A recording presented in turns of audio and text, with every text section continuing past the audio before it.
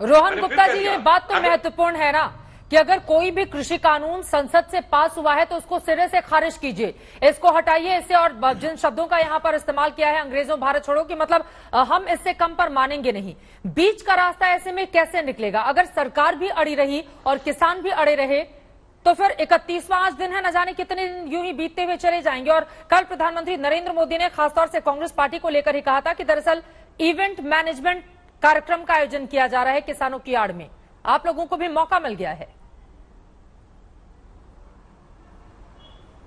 देखिए चित्रा जी, जिस प्रकार से हमारे मित्र सुधांशु जी ने रोलेट एक्ट और साइमन कमीशन की बात की, उनके जो पुराने मित्र, उनकी पार्टी के पुराने मित्र आजादी के पहले के, उनकी उन्होंने याद कर दी। और जैसे रोलेट एक्ट और साइमन कमीशन की जो साइमन गोबैक हुआ था, वैसे ये 3 काले कानूनों का भी हाल होने वाला है।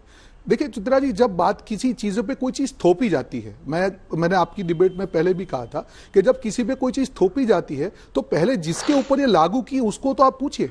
आज जो 40 किसान संगठनों ने जिस प्रकार से स्ट्रांग लेटर सरकार को लिखा कि हमारी क्लियर मांग है कि आप ये 3 जो काले कानून है उसको वापस लेने की हमको प्रोसीजर बताइए, क्यों वापस लेने की बात क्यों हो रही है? क्योंकि इसमें जो आत्मा है, जो मूल मुद्दा है, वही अगर किसानों के खिलाफ है तो क्या आप डिस्कशन की बात करें? संशोधन उस चीज में होता है जब बॉडी का ढांचा होता है। अगर आत्मा में, डीएनए में ही खोट है तो बॉडी तो गलत होने ही वाली है। संशोधन किस बात का? जब आपने ये बिल थोपे थे तब आपने किसी से डिस्कशन नहीं किया। इनका जो किसान संगठन है जो आरएसएस के साथ एफिलिएटेड है, उन्होंने कहा हमसे भी डिस्कशन नहीं किया। तो ये जो इनका अहंकार है चित्रा जी कि किसी पे भी कुछ थोप दो और अपने मार्केटिंग से उसको समझा दो, ये किसानों के साथ नहीं चलने वाला है। और एक चीज, जिस प्रकार से कल प्रधानमंत्री जी ने इवेंट मैनेजमेंट किया, इतना रुपया, करोड़ों रुपया खर्च करके भी अगर 1 महीने से किसानों को ये नहीं समझा पा रहे हैं कि ये बिल उनकी बेहतरी के लिए, आदमी को सफाई ज्यादा जब भी देनी पड़ती है तब वो झूठ बोलता है। लेकिन ये भी तो हो सकता है ना रोहन गुप्ता जी, कल मार्केटिंग लगा था कि हम ये 3 सीधे ये कहा जाना कि संसद से ये कानून पास हुआ है, इसको निरस्त करे सरकार, इससे कम पर हमें मंजूर नहीं है। ये बात भी कहीं से जायज नहीं, क्योंकि संसद को ये अधिकार इस देश की जनता देती है और मोदी सरकार को तो 14 के मुकाबले 19 में किसानों के 8% ज्यादा वोट पड़े। वो इसी आधार पर पड़े होंगे यकीनन कि आप हमारी बेहतरी की दिशा में कुछ राह तय कीजिए। उसके बावजूद अगर संसद से कोई कानून पास होता है तो सीधे उसको निरस्त किए जाने की बात क्यों की जा रही है? क्या उसमें कोई भी एक प्रावधान ऐसा नहीं है जिसको लेकर किसान कह पाए कि हाँ, ये हमारी बेहतरी के लिए है?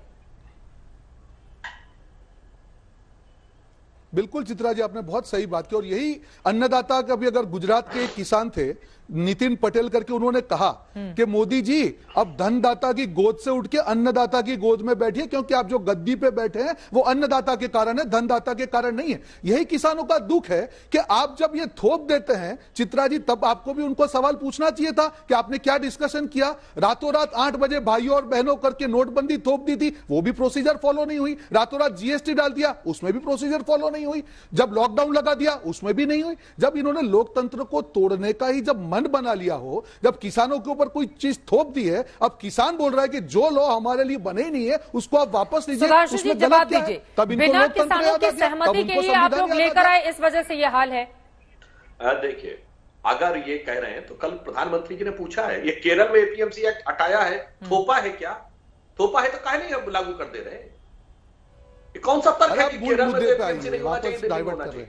देखिए, मैंने बोला नहीं था, आपके अपने टर्म पे बोलिए। पंजाब में आपने बड़े बड़े उद्योगपतियों को खुद ही दे रखा है। नेस्ले और पेप्सी दुनिया की बड़ी बड़ी मल्टीनेशनल 40-40 साल से काम कर रही हैं। वो अगर किसानों को खाए जा रही हैं तो भगा के बाहर क्यों नहीं किया? और अगर किसानों को उनसे लाभ हो रहा है तो दूसरी जगह पे वंचित क्यों नहीं किया? और रोहन जी, आज तो सोशल मीडिया का जमाना है ना। जिन किसानों ने बात किया था उसमें अरुणाचल प्रदेश से लेके, तमिलनाडु से लेके, तेलंगाना से लेके आपके महाराष्ट्र तक, उत्तर प्रदेश, सभी के थे। आपका जिन राज्यों में शासन है, कहां किसान जो है वो आंदोलन कर रहा है?